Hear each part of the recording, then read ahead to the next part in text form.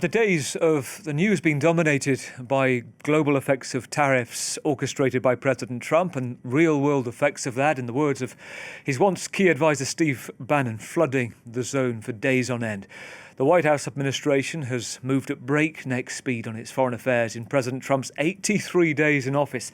A controversial evacuation plan for Gaza, which, as things stand, has been roundly rejected in the Middle East, though Israel's war continues at pace. Notably, the president's special advisor for that, Steve Witkoff, was involved in talks there which sought the truce the first time and still ongoing for a second time. Getting Russia to the table for peace talks in Ukraine too, with Steve Witkoff involved again as Mr. Fix-It on foreign affairs, meeting President Putin 3 times in 3 months, including yesterday. Today, Mr. Witkoff leading the team in Oman for the first high-level, high-stakes talks with Iran, what appears to be a clear ultimatum from President Trump to Tehran: stop the nuclear program and enrichment of uranium before it gets to weapons grade or face grave consequences. It was Donald Trump, remember, that first pulled the US out of a deal to curb Iran's nuclear activity back in 2016. Only a year have been signed, agreed on by President Obama, and involved years of talks with France, UK, Germany, Russia, China, all involved as signatories. Well, this is how the Iranian foreign minister today described those talks. What is clear at this stage is that the negotiations are indirect and, from our perspective, are solely about the nuclear issue, and with the necessary will to reach an agreement based on equality and one that ensures the national interests of the Iranian people. Let's go to Tehran first of all. Let's bring in Mohammad Marandi, political analyst, professor of English Literature and Orientalism at the University of Tehran, and a former advisor to the Iranian side that negotiated that original nuclear deal. Great to see you this evening, Mohammad. Well, the steps to this, we saw President Trump send a letter, didn't we, via the UAE to Iran last month. Essentially, we need to talk or else ... Why do you think Iran has come to the table as you see it today? Well, Iran didn't come to the table. Iran was always at the table. We've had indirect talks with the Biden administration. 3 years ago in Vienna, I was also a media advisor for those talks, and we had months of negotiations, and we reached a final text. Well, Mohammad, we're in a different world. This is Trump 2.0. When the talks at the table with Trump in Oman, following this letter, so my question directly: what do you think brought them to the table this time? What's the motivation? Well, we have to put the bluster aside, because ultimately what happened was that Trump backed down. He demanded direct negotiations, and Iran said we will have indirect negotiations like we had before under Biden. Trump, as you rightly pointed out, sent a letter through the UAE, and he did not want the negotiations to be held in Oman. Iran insisted it must be held in Oman. These are symbolic, but they're significant. It shows that the Iranians are going to be steadfast with regards to their sovereignty and their rights. During the negotiations, what we've heard from the Iranian foreign minister is that the talks were about the nuclear program and sanctions. They were not about Iran's regional allies or Iran's conventional capabilities. So that there, too, the Americans have stepped back from the rhetoric that we've been hearing before. If the United States continues with this approach, there's a possibility for some sort of progress and ultimately some sort of agreement. But we'll have to see. What we've seen today at the negotiating table is very different from the language used by Trump before. We both know the key concern from Washington is how quickly Iran can get to weapons-grade weapons-grade uranium and therefore nuclear capability. We were told for years that it was maybe a year away. It seems that it's maybe 4 months away, a whisker away from being a possibility. And hence, we saw Benjamin Netanyahu, didn't we, going to the White House recently, talks on Gaza, but ostensibly it seems that, he wants to see a complete dismantling of that. They call it the Libya plan, don't they, in which we saw what happened to Colonel Gaddafi. Now, what do you think the best outcome is for the Iranian government here? Is it that it would agree to essentially mow the lawn, to cut back if some of the sanctions are lifted? How do you see it? Well, it's difficult for me to say at this stage where things will go, but obviously the Iranians will not negotiate about their conventional military capabilities. They will not negotiate about their regional allies. They will not negotiate their sovereign right to have a peaceful nuclear program, so the nuclear program will not be mothballed. Ironically, the reason why Iran's nuclear program has advanced so much, and it's become one of the most advanced nuclear programs in the world, is because Trump tore up the nuclear deal. And after that, the Iranians began to move forward with their peaceful nuclear program, and we are where we are. If the United States wants a solution is achievable. There are ways to deal with potential concerns about Iran's peaceful nuclear program. And if the United States wants and is committed to that, the Iranians will help find a solution. But the real issue is the sanctions. The United States has targeted Iranian citizens for decades. It has imposed maximum pressure sanctions, not on the government, but on ordinary people. Yes. Those issues that have to be dealt with by the United States. If they're not dealt with, then for the Iranians, there's no reason to negotiate.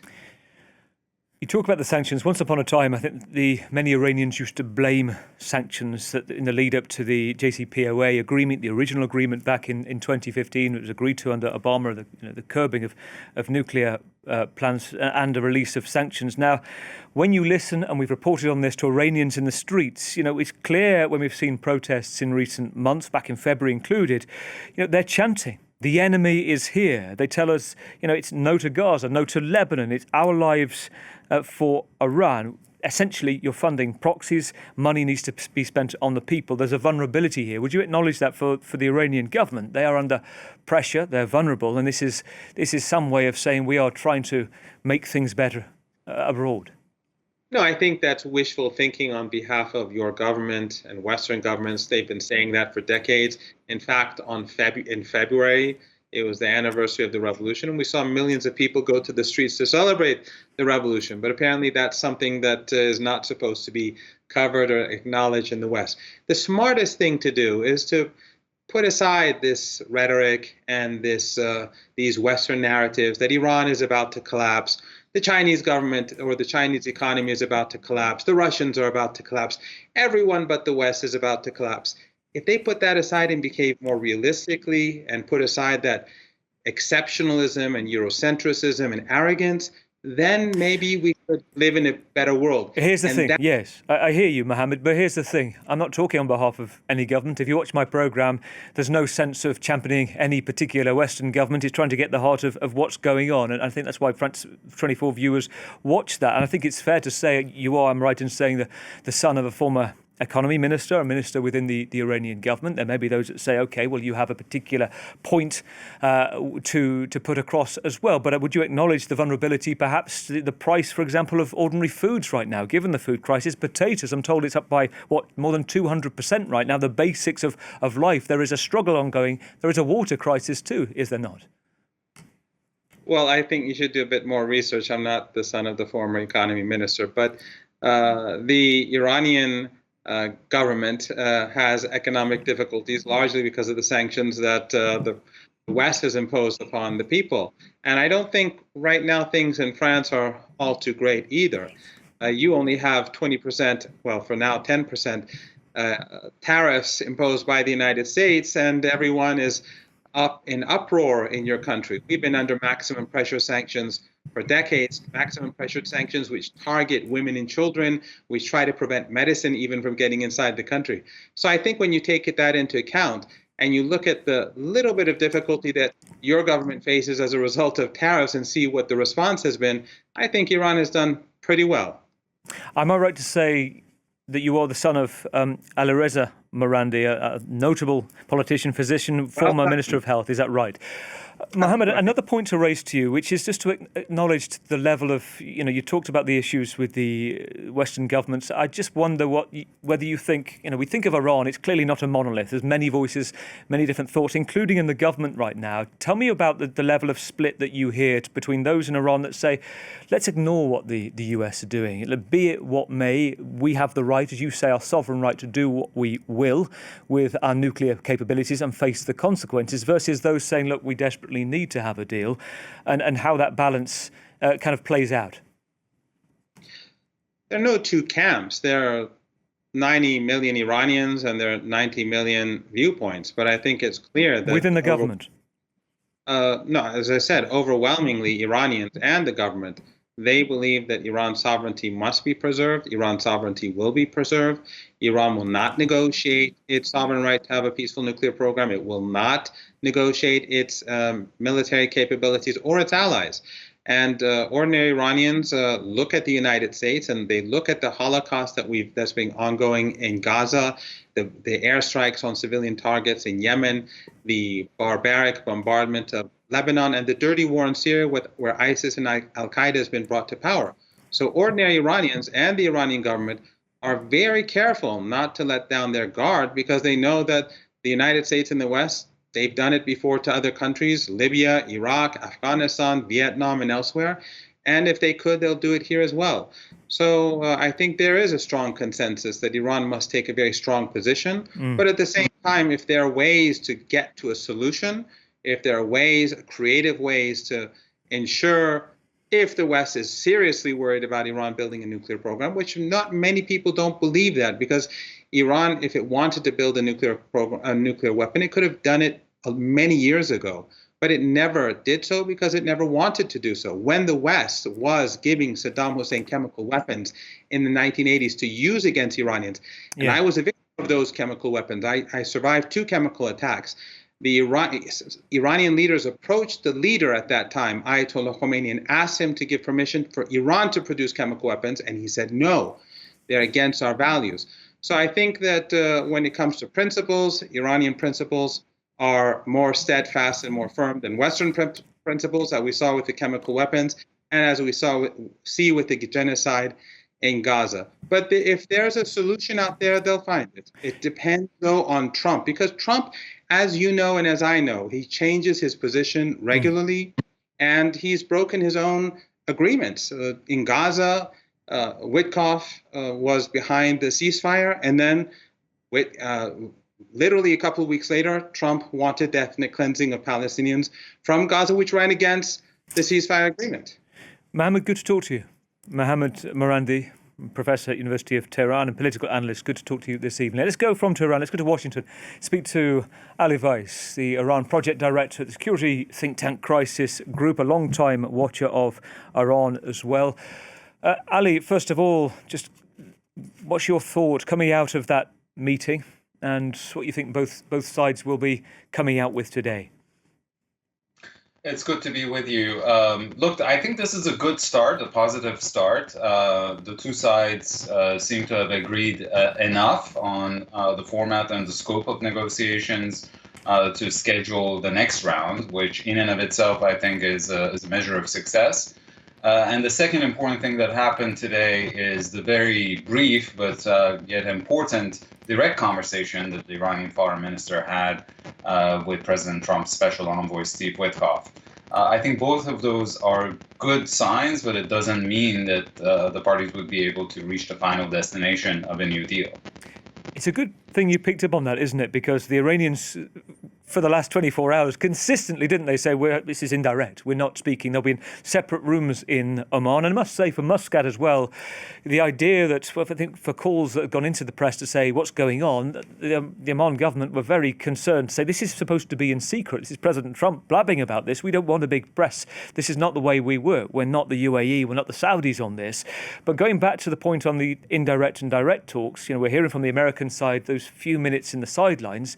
But in your view, that matters because that makes a huge difference in where the vision, the path can go.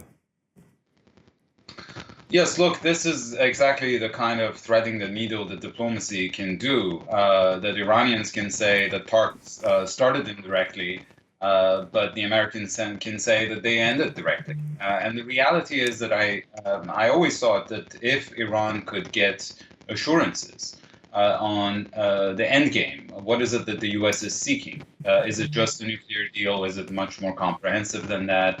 And when it gets to the nuclear deal, what's the scale of Iran's nuclear program that is tolerable for the United States, whether it's the dismantling, complete dismantling, or reasonable limits and transparency measures.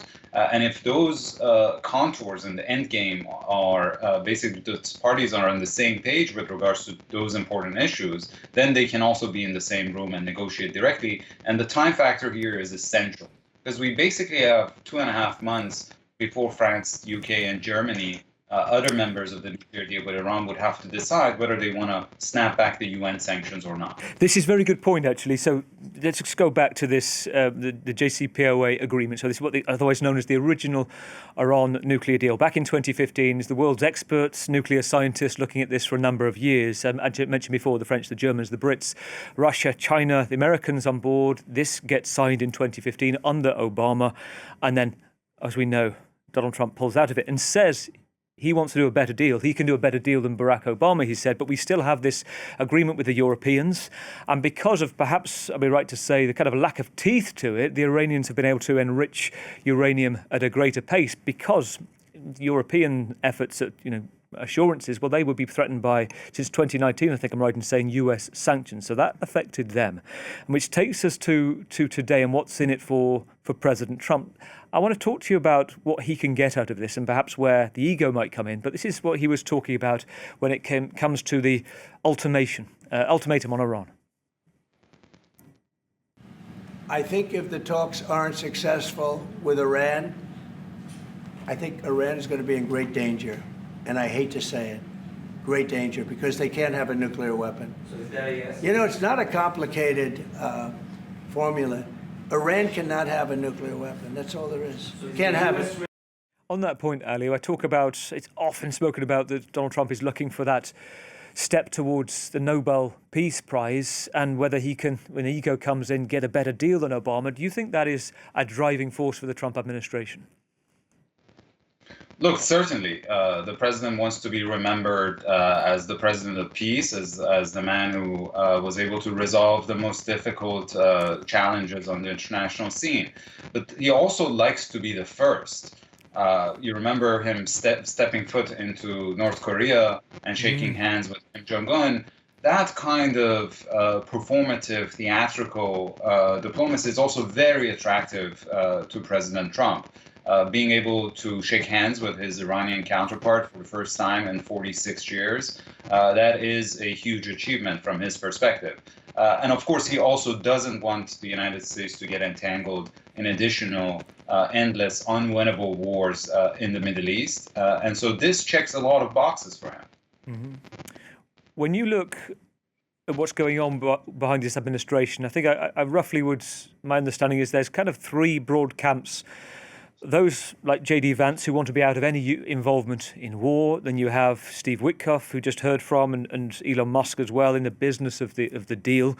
And then those, the hawks, well-known Iran hawks like Mike Waltz that know the Iran file well.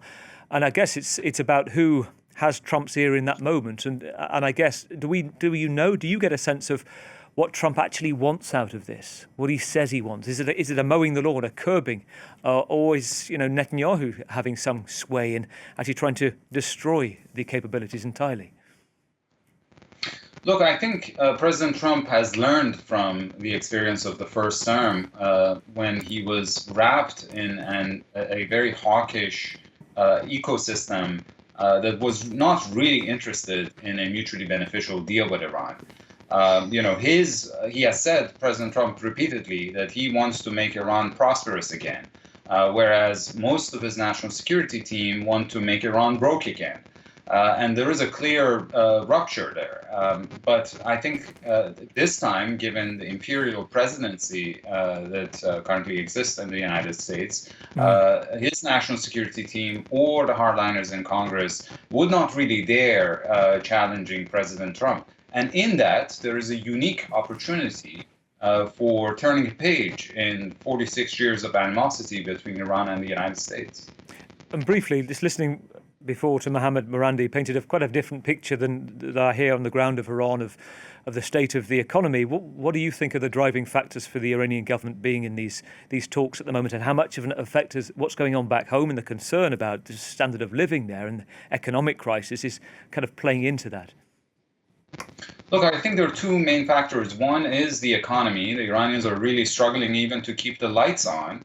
And the currency has lost half of its value since President Pezeshkian came to office just a few months ago. But there is also concerns about Israel taking military action against Iran and dragging the United States into a confrontation as well. Let's remember that the taboo of direct Israeli strikes on Iranian soil broke last year in 2 rounds of confrontation.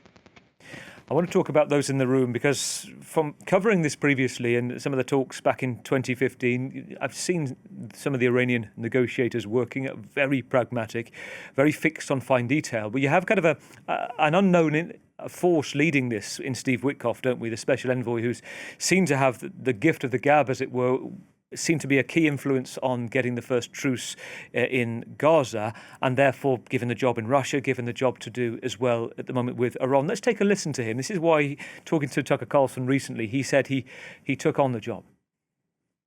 I wanted to do something that felt worthy to me, that felt like I was going to help to either save lives, solve a crisis. I talked to Jared at great length, about what it was like for him to work in the Mideast.